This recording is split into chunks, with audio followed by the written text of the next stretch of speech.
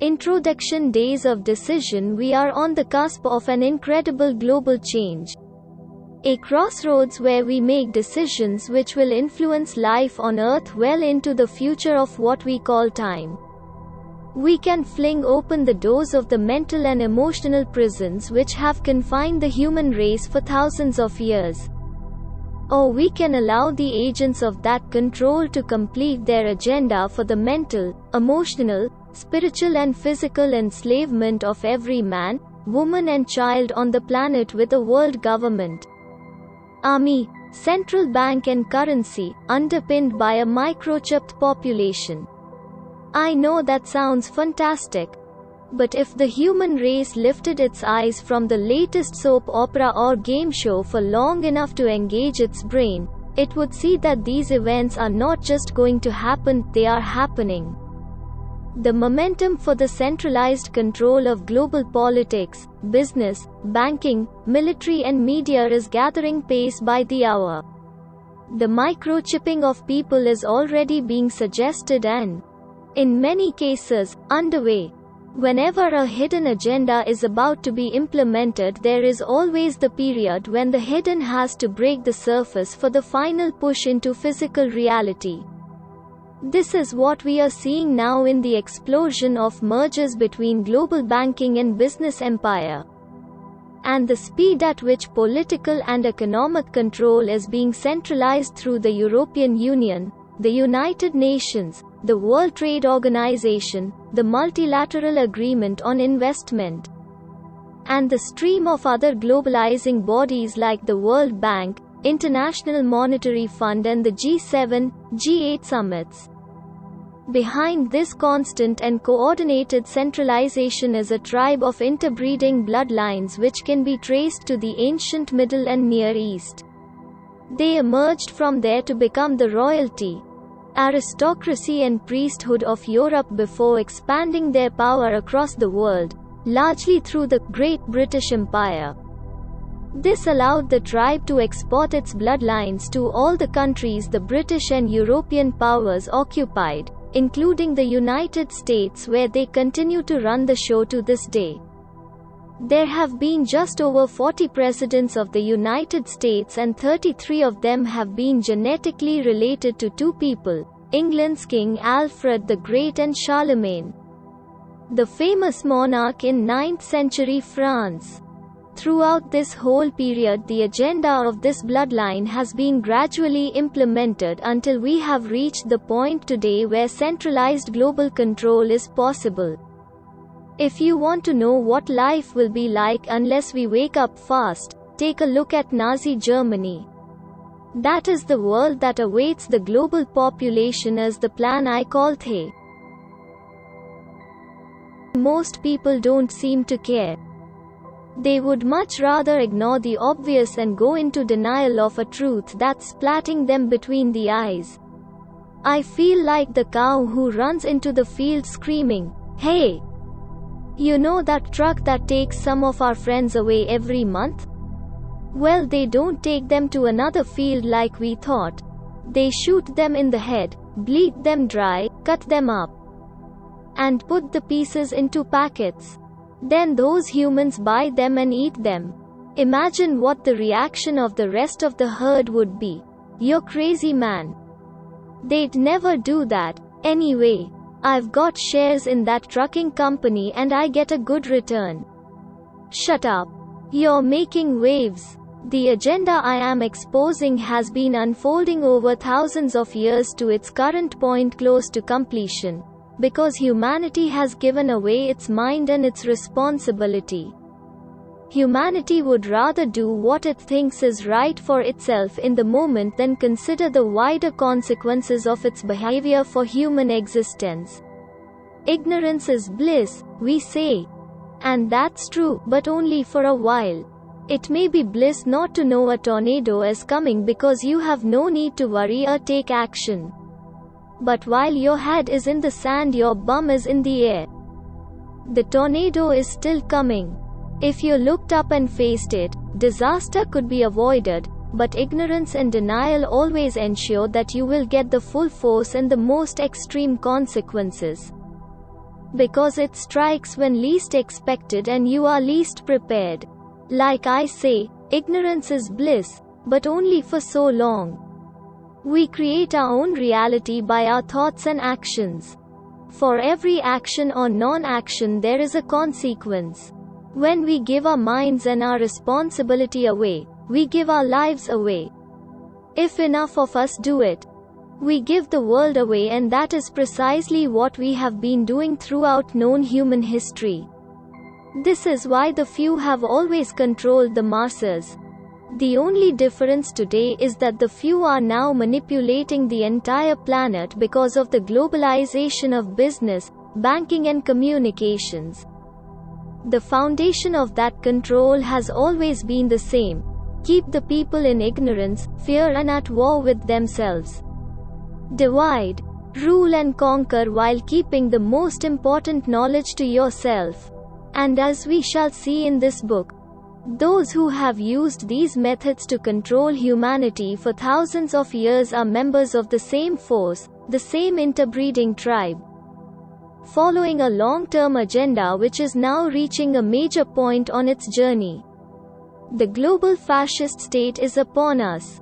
And yet, it doesn't have to be like this. The real power is with the many, not the few. Indeed, infinite power is within every individual. The reason we are so controlled is not that we don't have the power to decide our own destiny. It is that we give that power away every minute of our lives. When something happens that we don't like, we look for someone else to blame. When there is a problem in the world, we say, what are they going to do about it? At which point they, who have secretly created the problem in the first place, respond to this demand by introducing a solution: more centralization of power and erosion of freedom. If you want to give more powers to the police, security agencies and military, and you want the public to demand you do it, then ensure there is more crime, violence and terrorism, and then it's a cinch to achieve your aims. Once the people are in fear of being burgled, mugged or bombed, they will demand that you take their freedom away to protect them from what they have been manipulated to fear. The Oklahoma bombing is a classic of this kind, as I detail in "And the Truth Shall Set You Free." I call this technique problem reaction solution. Create the problem, encourage the reaction, something must be done, and then offer the solution. It is summed up by the Freemason motto, Ordo e flat ciao, order out of chaos. Create the chaos and then offer the way to restore order. Your order. The masses are herded and directed by many and various forms of emotional and mental control. It is the only way it could be done. The few can't control billions of people physically. Just as farm animals cannot be controlled physically unless a large number of people are involved. 2 pigs escaped from a slaughterhouse in England and eluded capture for so long, despite the efforts of many people to catch them, that they became national celebrities. Physical control of the global population cannot work. But it is not necessary when you can manipulate the way people think and feel to the point where they decide to do what you want them to do anyway and demand that you introduce laws that you want to introduce. It is an old adage that if you want someone to do something, get them to believe it is their idea. Humanity is mind-controlled and only slightly more conscious than your average zombie. Far-fetched? No. Number 1, define mind control as the manipulation of someone's mind so that they think, and therefore act, the way you want them to. Under this definition, the question is not how many people are mind-controlled, but how few are not. Everyone is to a larger or lesser extent. When you are persuaded by advertising or hype to buy something you don't really need or want, you are being mind-controlled. When you read or hear a slanted news story and allow it to affect your perception of a person or event, you are being mind-controlled. Look at the training for the armed forces. It is pure mind control. From day one you are told to take orders without question, and if some Burke in a peaked cap tells you to shoot people you have never met and know nothing about, you must shoot without question. This is the "yes sir" mentality, and it pervades the non-military world also. Well, I know it's not right, but the boss told me to do it and I had no choice. No choice? We never have no choice. We have choices we would like to make and choices we would rather less like to make. But we never have no choice. To say so is another cop-out. The list of mind-manipulating techniques is endless. They want your mind because when they have that, they have you.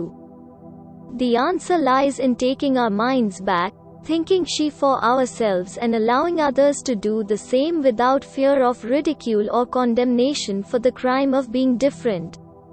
If we don't do that, the agenda I am going to outline will be implemented. But if we do regain control of our minds and achieve mental sovereignty, the agenda cannot happen because the foundation of its existence will have been taken away. I've talked and researched in more than 20 countries and I see the same process in every one of them. Identical policies and structures are introduced in line with a global agenda. Yet at the same time there is quite obviously a global awakening as more and more people hear the spiritual alarm clock and emerge from their mental and emotional slumbers, the terrestrial trance. Which force will prevail in these millennium years to 2012? That is up to us. We create our own reality by our thoughts and actions. If we change our thoughts and actions, we will change the world. It's that simple. In this book I am going to chart the history of the interbreeding tribe of bloodlines which control the world today and reveal the true nature of the global agenda. And I would emphasize that I am exposing an agenda, not a conspiracy as such. The conspiracy comes in manipulating people and events to ensure the agenda is introduced. These conspiracies take three main forms: conspiring to remove people and organizations that are a threat to the agenda, the assassination of Diana, Princess of Wales; conspiring to put people into positions of power who will make the agenda happen, George Bush, Henry Kissinger, Tony Blair, etc. And conspiring to create events which will make the public demand the agenda is introduced through problem reaction solution, wars, terrorist bombs, economic collapses. In this way all these apparently unconnected events and manipulations become aspects of the same conspiracy to introduce the same agenda. In the months and years that follow, every time you pick up a paper, turn on the television or hear a speech from a political or business leader, you are going to see the information outlined here coming to pass. You already can if you understand the scam. Look at my previous books like "And the Truth Shall Set You Free," "I Am Me, I Am Free," "The Robot's Rebellion," "The Video Turning of the Tide," and the work of other researchers over decades, and you will see that what was predicted is happening. This is not prophecy, it is merely the prior knowledge of the agenda. So will the global fascist state be realized in the next few years? That question can only be answered by another. Are we going to become people or continue as sheeple? The agenda depends on the latter.